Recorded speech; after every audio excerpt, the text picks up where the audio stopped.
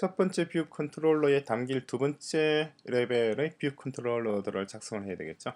지금 화면에서 보시다시피 첫 번째 앱이 구동되게 되면 첫 번째 뷰 컨트롤러의 메인 뷰가 이렇게 사용자에게 제시가 됩니다. 이럴 경우 사용자가 각각의 셀을 클릭했을 경우 해당 셀에 연결되어 있는 다른 페이지, 다른 화면, 그러니까 다른 뷰 컨트롤러가 관리하는 뷰로 넘어가야게끔 구성을 해야 되겠죠. 지금 우리가 대략 하나, 둘, 셀이 있는데 6개 정도의 2차, 그러니까 두 번째 레벨의 뷰 컨트롤러를 작성을 할 겁니다. 그리고 각각의 뷰 컨트롤러가 불러들이는 메인 화면이 다시 또 세 번째 레벨의 뷰 컨트롤러를 불러들이는 방식으로 계층적으로 구성하게 될 텐데, 이렇게 작업을 하는 방식은 거의 두 가지 방식입니다. 첫 번째는 좀 쉽게 하는 방법이 있죠. 당연히 어렵게 하는 것보다는 쉽게 하는 게 좋은데, 쉽게 하는 방법이 있고 좀 어렵게 하는 방법이 있는데, 우리는 두 가지 방법을 다 써볼 거예요. 첫째, 우리가 이제 공부를 하는 입장이니까 어렵게 작성을 하는 방법, 그러니까 아무것도 없이 코드만으로서 앱을 구성을 해 나가는 방법을 먼저 한번 살펴보고, 그런 다음에 똑같은 과정을 쉽게 인터페이스 빌드를 이용해서 간단하게 오브젝트를 추가함으로써 동일한 앱을 구성하는 방식을 둘 다 살펴보게 될 겁니다. 여러분들이 이제 나중에 실제 개발을 할 때는 물론 쉽게 할 수 있는 방법을 이용을 하게 되겠지만은, 그 내부에 작동한 알고리즘을 이해를 하는 차원에서 처음에는 소스 코드 위주로 그래서 앱을 작성을 해 나가도록 하겠습니다. 이 각각의 셀들이 지금 이 화면에서 방금 본 이 화면에서 이 각각의 셀들에 우리가 지금 각기 아이콘을 하나씩 추가를 하려고 해요. 그러니까 특정한 위치죠, 그죠? 각각의 항목에 왼쪽에 아이콘이 있고 또 오른쪽에도 별다른 액세서리가 다 추가가 될 텐데, 어쨌거나 모든 쉘들이 자기의 아이콘을 다 가지게 되니까 그런 아이콘은 이미지죠. 이미지 오브젝트죠. 이미지 오브젝트니까 각각의, 그러니까 세컨드리 두 번째 레벨의 뷰 컨트롤러들이 각기 동일한 이미지 오브젝트를 가지는 것보다는 그러한 이미지 오브젝트를 가지고 있는 추상적인 클래스를 하나 만든 다음에 그것을 상속받는 방식으로 해서 처리를 하는 것이 좀 더 편리할 거라고 생각합니다. 그래서 그런 방식으로 처리해 보도록 하겠습니다. 먼저 새로운 파일을 하나 만들어야 되겠죠. 클래스에서 마찬가지 콕과 타치에서 오브젝티브 C 클래스를 선택을 합니다. 그 다음에 이름은 추상적인 클래스니까 세컨더리 컨트롤러즈,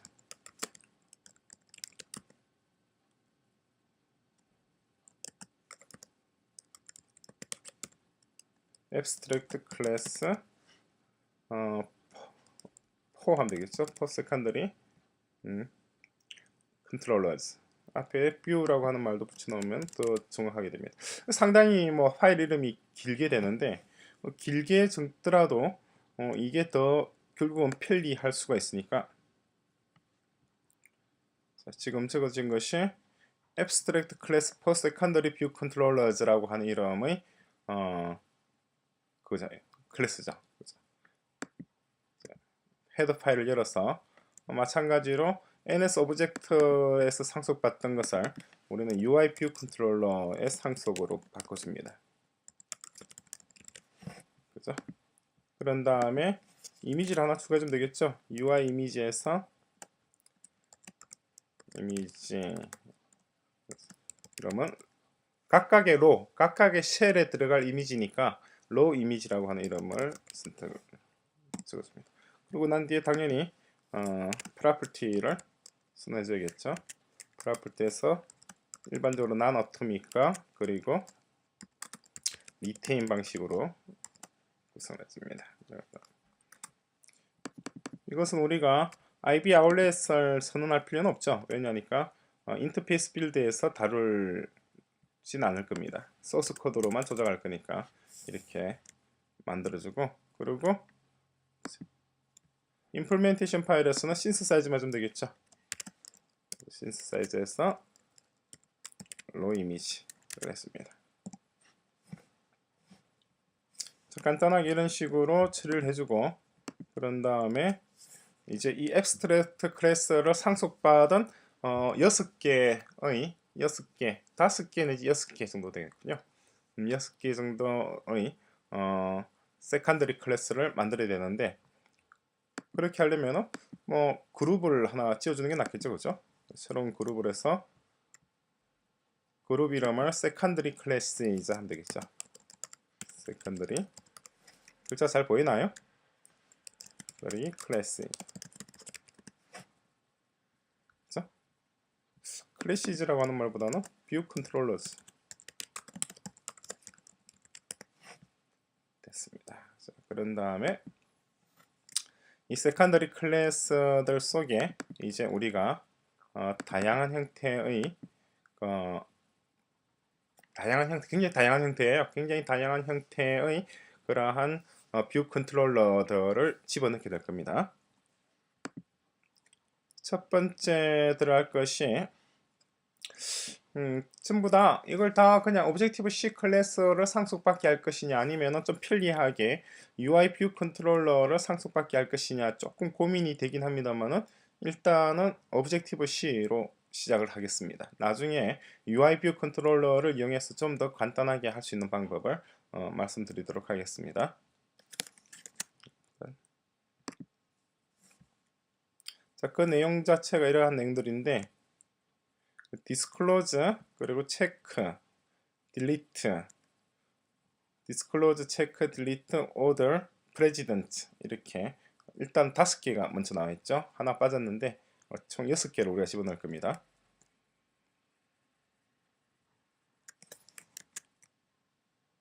오브젝티브 C에서 첫째 disclose, 자, disclose 컨트롤러 하죠. 컨트롤러 하고,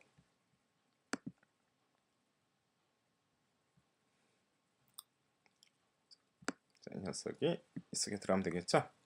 두 번째로 만들 것이 동일한 과정을 거쳐서 다른 것도 만들어줍니다. 그러니까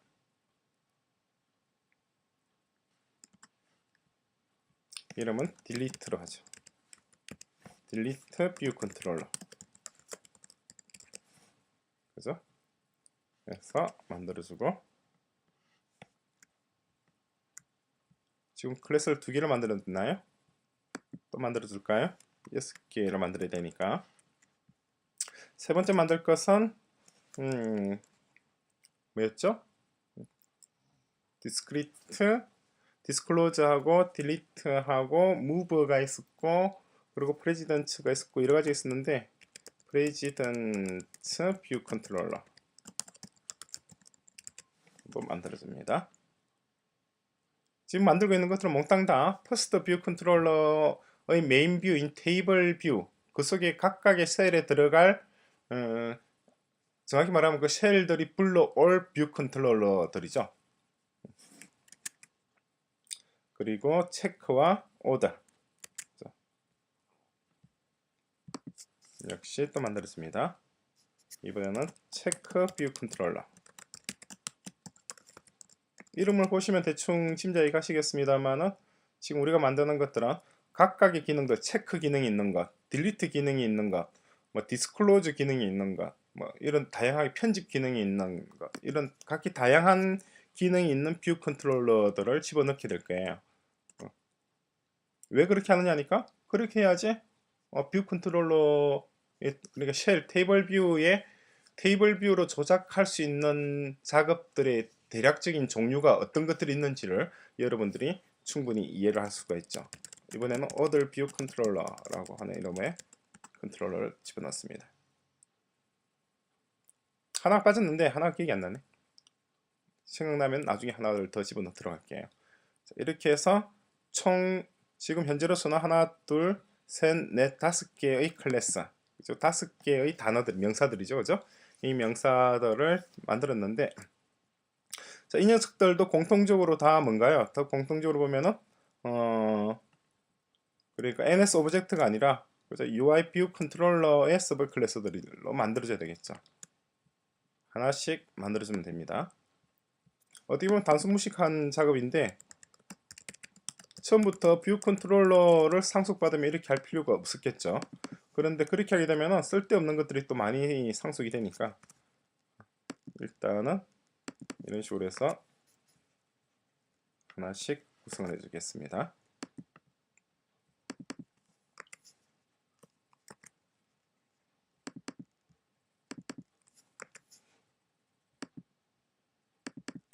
자, 전부 다 UI 뷰 컨트롤러를 상속받게끔 바꿔줬습니다.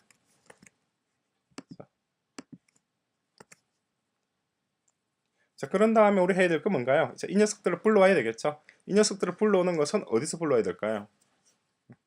이 녀석들을 불러오는 것. 그러니까 이 녀석들 지금 5개의 새로운 오브젝트가 구성이 될 텐데 이 5개의 새로운 오브젝트들이 기존의 오브젝트들과 어떤 관계를 가져야 되겠죠. UI 뷰 컨트롤러가 아니라 세컨더리를 해야 되겠죠. 세컨더리 뷰 컨트롤러를 통해서 우리가 상속을 받게 될 테니까 그죠? abstract 글자 잘 안 보이겠군요. abstract view control secondary controllers. 자, 이렇게 뭐 길게 이름을 붙이는 경우는 그렇게 썩 많지는 않습니다만은 이게 상당히 좀 좋은 프로그래밍 습관이라고 볼 수가 있습니다. 왜냐하니까 내가 작성한 앱을 다른 사람들이 볼 수도 있고 내가 작성한 코드들을 나중에 또 내가 내 다른 프로젝트에 활용을 할 일이 생기잖아요. 그럴 때 내가 왜 이 클래스를 만들었는지를 기억이 가물가물해지고 헷갈릴 수가 있는데 아예 처음부터 이렇게 이름을 정확하게 이 클래스를 만든 목적이 뭔지를 정확하게 그냥 클래스 이름으로 지정을 해버리게 되면 따로 주석을 달지 않더라도 바로바로 이해를 할 수가 있죠. 1년이고 2년이고 10년이 지나서더라도 바로바로 이해를 할 수가 있죠. 그런 장점이 있습니다. 방금 UI 뷰 컨트롤러로 했던 것들을 다 abstract 클래스 녀석으로 바꿔주겠습니다.